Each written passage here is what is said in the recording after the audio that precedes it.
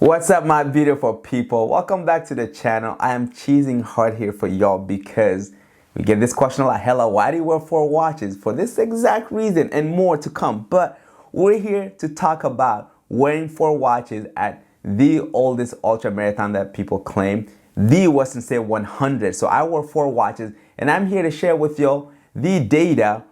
I don't think any of this has happened in the history of this race course. Let me know in the comments below. I don't know. I'm just saying someone wearing 4 watches, running at the same exact pace, the same exact heart rate, the same exact human being, everything, like you name it, all of that compared to the chip. So we're here to talk about all that. For those who are new, welcome to the channel. For those who's been here, appreciate your support. HellahGood here, been running every single day for the last 6+ years. Ran from LA to New York City, did 200-mile races now. Now we're about to talk about one of them, Western State 100. So let's get straight into it. And I'm going to tell y'all which one is the most reliable watch. Take a guess below before you get to the end of the video. The 4 watches that I wore at Western State 100-mile endurance race, starting with the Apple Series 7. This is how I had it on, y'all. The Apple Ultra, first generation.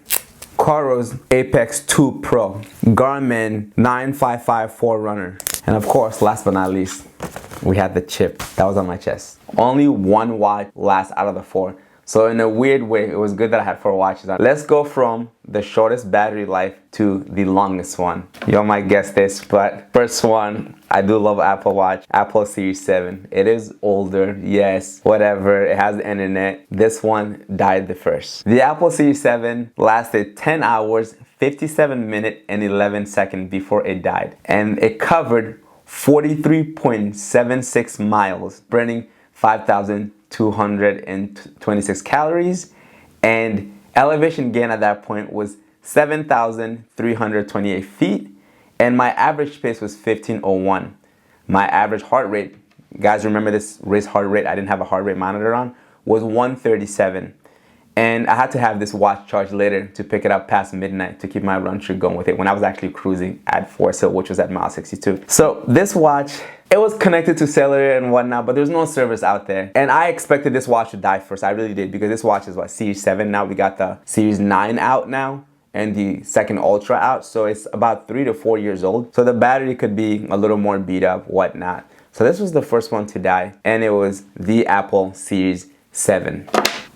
Second one to die. I'm very disappointed in this one. I'm very sad about this one because we heard the Apple Ultra. You think Ultra, you think it's gonna go to the ultra distance. And I recently had a meeting with Apple and they said to me, yes, or did you turn on the battery saving mode? I wasn't having it. I said no, because I didn't turn the battery saving mode for any of the watches. I wanted to make it fair. And this one wasn't connected to any cellular or anything. And they did tell me, yeah, it wasn't supposed to last this past 36 hours, but if you were to turn on the battery saving mode, you could have gotten an extra 3-5 hours out of it. To me, when I did the independent studying, testing and myself with this watch at home, it lasted 59 hours of just having it on at all time, when Apple claimed it could do 36. So to me, if it could do that for regular usage in my daily run, 100 miles, 30 hours, I thought Apple Ultra should have lasted longer than that. I was really sad about it. So the Apple Ultra died after 15 hours, 18 minutes and 31 seconds, 57 miles, 57.41, and the calorie burn was 6,969. The elevation gain was 11,015 feet. I will say though, I did talk to Apple about this since the Boston Marathon. If you'll watch that video, this was a faulty watch because I got the second version and they were more similar to the other watches, but that was really bad. And the average pace was 16 minutes. Heart rate 131. Apple Ultra died the second. Can y'all guess below, out of the Coros and Garmin, which died next? The third one to die. Okay, let me know in the comments below. The third one to die, which is still, it shouldn't happen, but it's okay. It's the Garmin 955 forerunner over here. This one lasted 18 hours, 40 minutes, and 10 seconds. I covered 70 miles, 70.19 miles. The calorie burn was 8,745. Elevation gain was 13,015 feet. And the average pace was 15:47. Average heart rate was 132. And you know what? This was very full. Every watch I started 100%. I'm shocked that it died at 70 miles. I'm shocked. I know the Ultra died at 57.